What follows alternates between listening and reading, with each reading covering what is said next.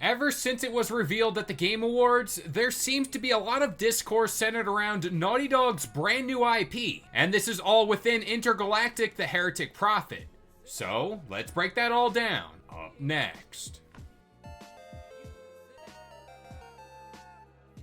What's going on, guys? It's Kalo, and I'm here to give you the lowdown on all things gaming, and if you're new here, feel free to subscribe to this channel for weekly video game news content. Drop a like on the video, and welcome to the Level Up. So before we get into today's news, I want to shout out each and every one of you guys. We are nearing that 1,000 subscribers mark. We're almost at 960, so thank you to each and every one of you guys that drops a like, comment, subscribes to this channel. It really does mean the world. Again, I know I sound like a broken record, but I get to talk about video games with you guys. These are fun videos to make. I think I have it good. So it seems like now that we are further away from the Game Awards, people have had time to let that initial hype die down and really digest what we've seen so far. And that goes as far as the show's big reveals. One of the big reveals of the night was Naughty Dog's newest IP, being Intergalactic, the Heretic Prophet. The confidence levels around this game are dwindling, and something isn't sitting right with some people. Coming out of all this, many are saying this game didn't give that good first impression. And I really don't think that's with the production value, because I really think that's spot on, especially when it comes to that standard we all hold Naughty Dog to. But there's always a but here.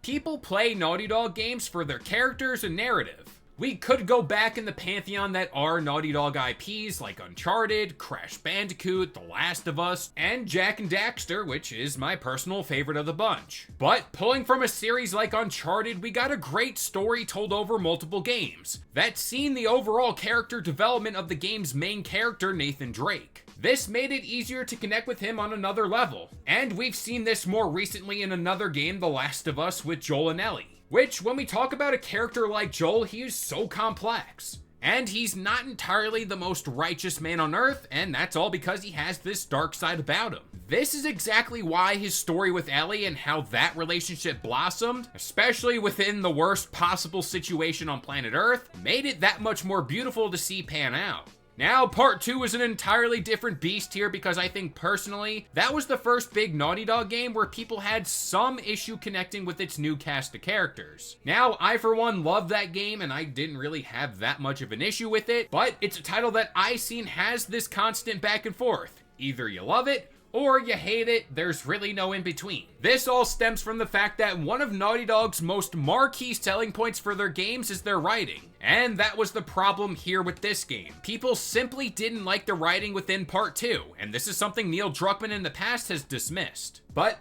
this is where that doubt rears its ugly head once more with Intergalactic, the Heretic Prophet. Both the trailer on Naughty Dog's channel and the official PlayStation channel have had a pretty sizable like to dislike ratio. And in case you aren't really reading between the lines, the dislikes are speaking loudly. And not to mention on the main Naughty Dog channel, at least at the time I'm recording all this, the comment section has been turned off, which could mean they're hiding something, which I think is all the backlash. The conversation that stems from this idea, did Naughty Dog tarnish their once great legacy and reputation in gaming? I feel as if that's something of a real thing, and it's no doubt being talked about right now because it's clearly showing here. Honestly, this says a lot of how Part 2 really caused this domino effect of future titles. I also think people are picking up a lot of Part 2 vibes, narratively speaking, from this trailer. My 2 cents on this all, I really didn't have an astronomical problem with the trailer at all. Did I get a tinge of Concord vibes from it? Sure, but I think that's because the game's set in space, the old music. Yeah, that's where I draw the line with Concord. I swear, we're not talking about it for the rest of the year. But call me crazy, I have faith in Naughty Dog's writing as a whole, given how Part 2 was their only real quote-unquote big blunder. Honestly, at the end of the day, I think this game is one we just need to see more of, especially when it comes to gameplay. Then we can draw concrete conclusions about all this. But at the same time, I don't want to dismiss anything.